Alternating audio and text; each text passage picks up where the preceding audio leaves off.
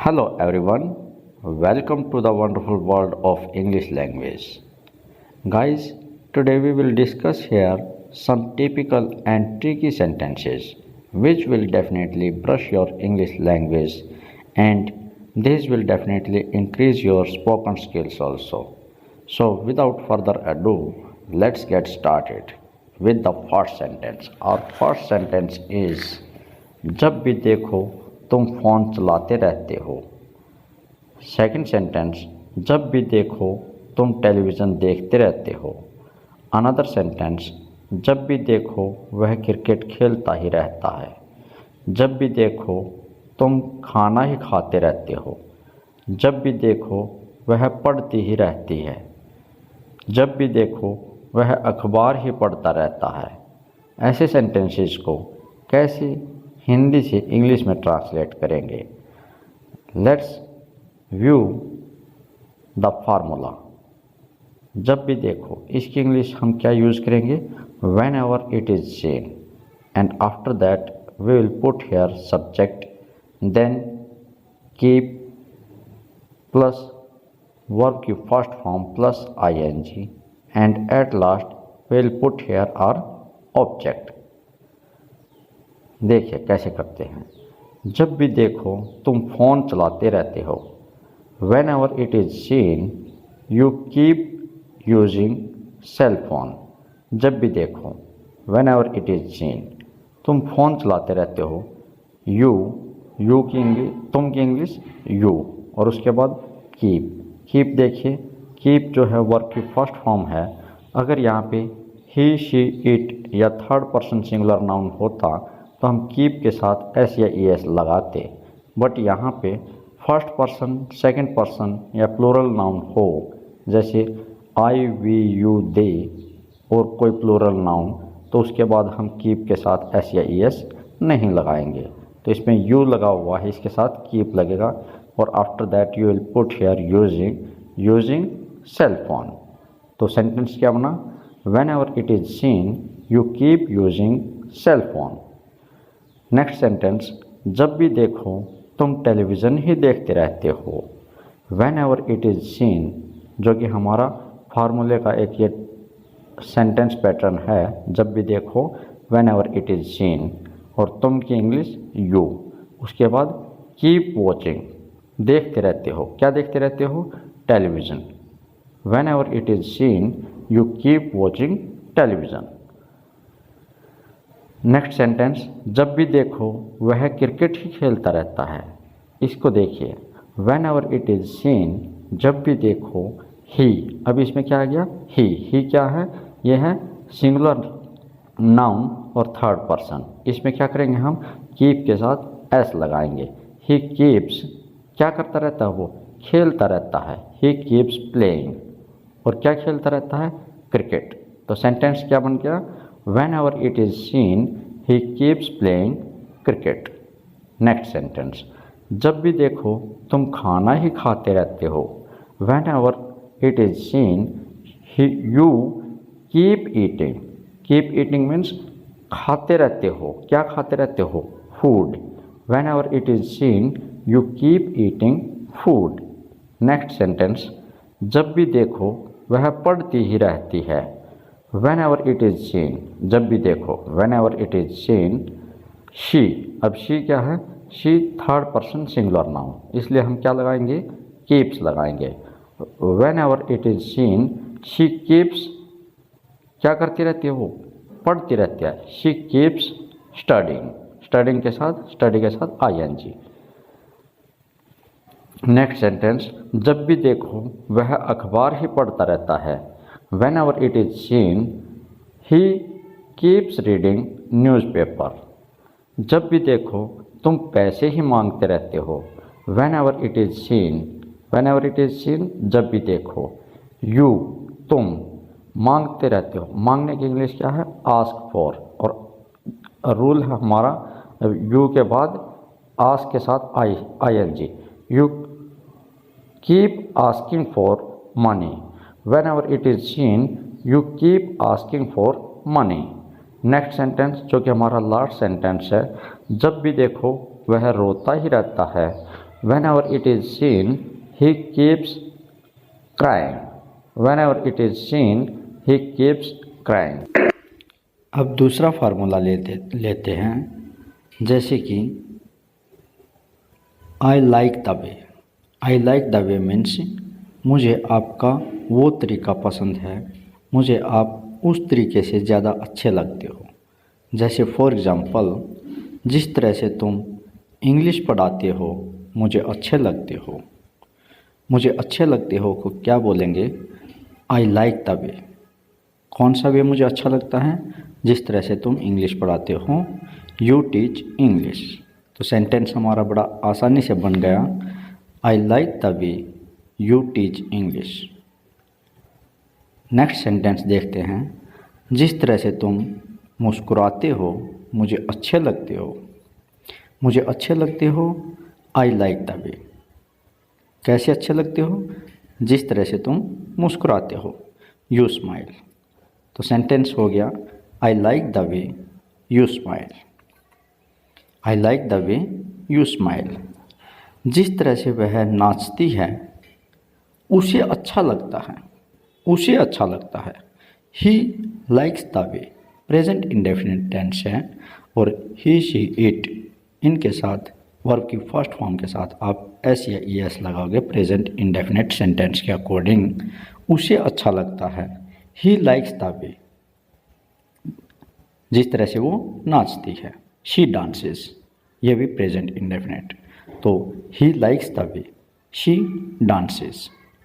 जिस तरह से तुम मुझसे बात करते हो मुझे अच्छा लगता है, I like the way you talk to me. I like the way, मुझे अच्छा लगता है। क्या अच्छा लगता है? यू टॉक टू मी, जैसे तुम मुझसे बात करते हो। नेक्स्ट सेंटेंस, जिस तरह से तुम चलते हो मुझे अच्छा लगता है। मुझे अच्छा लगता है, आई लाइक द वे। क्या अच्छा लगता है?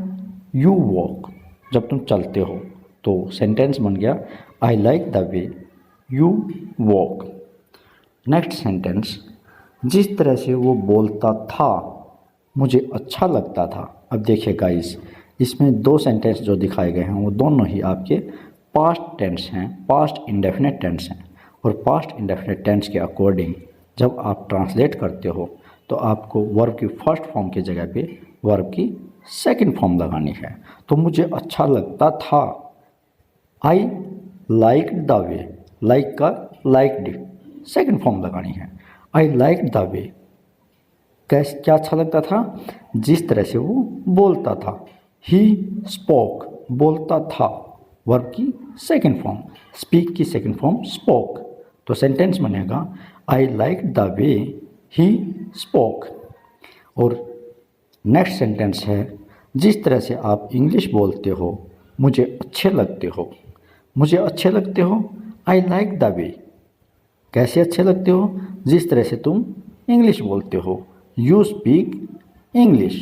तो सेंटेंस बन गया, आई like the way you speak English. Next rule है, तुम्हें क्या। तुम्हें क्या की इंग्लिश होगी व्हाट टू यू। उसे क्या, व्हाट टू हिम। लड़की है तो व्हाट टू हर। जैसे तुम्हें क्या मैं चाहे कुछ भी खाऊं। मैं चाहे कुछ भी, इसकी इंग्लिश क्या होगी? Whatever. तुम्हें क्या मैं चाहे कुछ भी खाऊं। What to you whatever I eat. तुम्हें क्या, व्हाट टू यू मैं चाहे कुछ भी खाऊं, what ever I eat. Next sentence, तुम्हें क्या मैं कहीं भी जाऊं।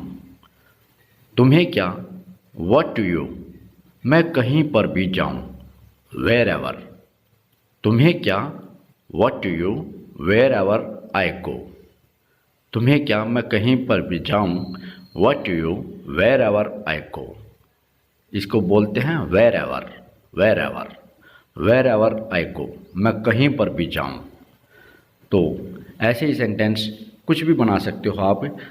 तुम्हें क्या वो कहीं पर भी जाए, what to you wherever she goes. Next sentence, तुम्हें क्या मैं कभी भी आऊँ, कभी भी, what to you whenever I come. तुम्हें क्या, मैं कभी भी आऊँ, what to you, whenever I come. तुम्हें क्या, वो कभी भी आए, what to you, whenever she comes. तुम्हें क्या, अगर कोई लड़का है तो whenever he comes. Next sentence, तुम्हें क्या, मैं कुछ भी बोल लूँ। तुम्हें क्या, व्हाट टू यू, मैं कुछ भी बोल लूँ, मैं कुछ भी का मतलब व्हाट एवर, मैं कुछ भी बोल लूँ, I speak. What to you, whatever I speak.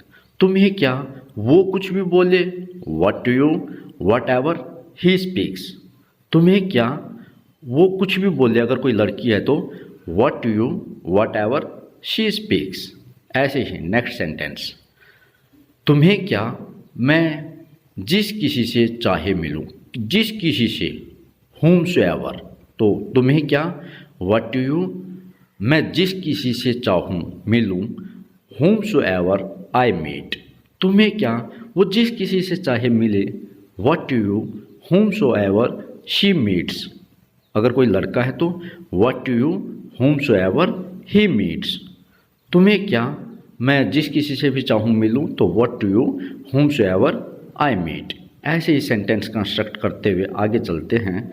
अगले सेंटेंस में हम देखते हैं कि तुम्हें क्या, मैं कहीं पर भी रहूँ, कहीं पर भी, वेर एवर। तो तुम्हें क्या, मैं कहीं पर भी रहूँ, what to you, wherever I live. तुम्हें क्या, वो कहीं पर भी रहे। तुम्हें क्या, what to her, what to you, wherever he lives. ये नेक्स्ट सेंटेंस, जैसे कि तुम्हें क्या, वो कुछ भी खाए, what to you, whatever he eats. ऐसे ही व्हाट टू, तुम्हें क्या या उसे क्या, मैं कुछ भी पढ़ूँ, व्हाट टू हर। अगर कोई लड़का है तो व्हाट टू हिम, मैं कुछ भी पढ़ूँ, व्हाट एवर आई रीड। अब लड़का है ये तो what to him, whatever I read. और उसे क्या, कोई लड़की है तो उसे क्या, मैं कुछ भी पढ़ूँ, what to her, whatever I read. आइए देखते हैं नया सेंटेंस स्ट्रक्चर कैसे काम करता है। फॉर एग्जाम्पल, यह मेज़ पुरानी हो रही है। सेंटेंस कैसे होगा, सबसे पहले हम लगाएंगे सब्जेक्ट, फिर लगाएंगे हेल्पिंग वर्ब। वो हेल्पिंग वर्ब आपकी is, am, are, was, were कुछ भी हो सकती है। After that getting, gets, got, और उसके बाद एडजेक्टिव। फॉर एग्जाम्पल, यह मेज़ पुरानी हो रही है। This table is getting old. यह मेज़ पुरानी हो गई है। This table has got old. आज ठंड हो रही है। It is getting cold today. आज ठंड नहीं हो रही है। It is not getting cold today. आज ठंड हो गई है। It has got cold today. Next sentence, अंधेरा हो रहा है। It is getting dark. अंधेरा नहीं हो रहा है। It is not getting dark. क्या अंधेरा हो रहा है? Is it getting dark? क्या अंधेरा नहीं हो रहा है? Is it not getting dark? Next, मैं नर्वस हो रहा हूँ। I am getting nervous. मैं नर्वस नहीं हो रहा हूँ। I am not getting nervous. मैं नर्वस हो गया हूँ। I have got nervous. क्या मैं नर्वस हो रहा हूँ? Am I getting nervous? क्या मैं नर्वस नहीं हो रहा हूँ? Am I not getting nervous? मैं हैरान हो रहा हूँ। I am getting shocked. मैं हैरान नहीं हो रहा हूँ। I am not getting shocked. क्या मैं हैरान हो रहा हूँ? Am I getting shocked? क्या मैं हैरान नहीं हो रहा हूँ? Am I not getting shocked. वह कमज़ोर हो रहा है. He is getting weak. पानी गर्म हो रहा है. The water is getting hot. पानी ठंडा हो रहा है. The water is getting cold. वह मोटी हो रही है. She is getting fat. वह मोटी नहीं हो रही है. She is not getting fat. चाय ठंडी हो रही है. The tea is getting cold. चाय ठंडी हो गई है. The tea has got cold. क्या चाय ठंडी हो रही है? Is the tea getting cold? तो इस तरीके से आप देख रहे हैं कैसे हम सेंटेंस बदल रहे हैं. नेक्स्ट सेंटेंस है, यह करना मेरी मजबूरी थी. इस तरीके से आप बहुत सारे सेंटेंस देखोगे जिसमें हमारा जो मेन सेंटेंस स्ट्रक्चर होगा उसमें मिलेगा कि ये मजबूरी थी. उसकी इंग्लिश होती है it was my compulsion. For example, यह करना मेरी मजबूरी थी. It was my compulsion to do this. तो आपने अपना जो सेंटेंस स्ट्रक्चर है वो लगाना है इट वॉज माई कंपल्सन और उसके बाद आपने सेंटेंस ऐड कर देना है. नेक्स्ट सेंटेंस है, जैसे कि कोई सुबह जल्दी उठता है और वो अपने मन से नहीं उठता है बल्कि उसकी कुछ मजबूरी होती है. तो उसके लिए सेंटेंस है सुबह जल्दी उठना मेरी मजबूरी है. It is my compulsion to wake up early. खाना बनाना उसकी मजबूरी है, मतलब वो खाना बनाना नहीं चाहता, उसकी मजबूरी है, खाना उसे बनाना पड़ता है. तो it is his compulsion to cook और it is his compulsion to cook the food. आप जैसे भी चाहें वैसे बना सकते हैं. नेक्स्ट सेंटेंस, कई बार पेरेंट्स जो हैं वो बच्चों को डांटते हैं और तब बच्चों को पढ़ना पड़ता है. इट मीन्स वो पढ़ना नहीं चाहता, तब वो बोलता है कि पढ़ना उसकी मजबूरी है. तो it is her compulsion to study. अगर लड़की है तो it is her compulsion to study और लड़का है तो it is his compulsion to study. देर रात तक काम करना उनकी मजबूरी है. It is their compulsion to work late night. Late night को बोलते हैं देर रात तक. वह जॉब छोड़ना उसकी मजबूरी थी, मतलब कोई जॉब थी, कोई नौकरी थी जिसको वो छोड़ना नहीं चाहता था, लेकिन उस जॉब को छोड़ना उसकी मजबूरी बन गई. तब इंग्लिश में बोलेंगे it was his compulsion to leave the job. To leave the job, job को छोड़ना उसकी मजबूरी थी. कई स्कूलों में आप जाते हो तो वहाँ देखते हो कि टीचर्स को भी अंग्रेज़ी बोलनी पड़ती है और साथ के साथ स्टूडेंट्स को भी इंग्लिश बोलनी पड़ती है. तब हम बोलेंगे कि अंग्रेज़ी में बोलना तुम्हारी मजबूरी है.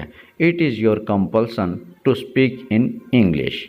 और जो लास्ट का सेंटेंस है आज का हमारा वो है यहाँ आना मेरी मजबूरी है. तो it is my compulsion to come here. यहाँ आना मेरी मजबूरी है. It is my compulsion to come hair.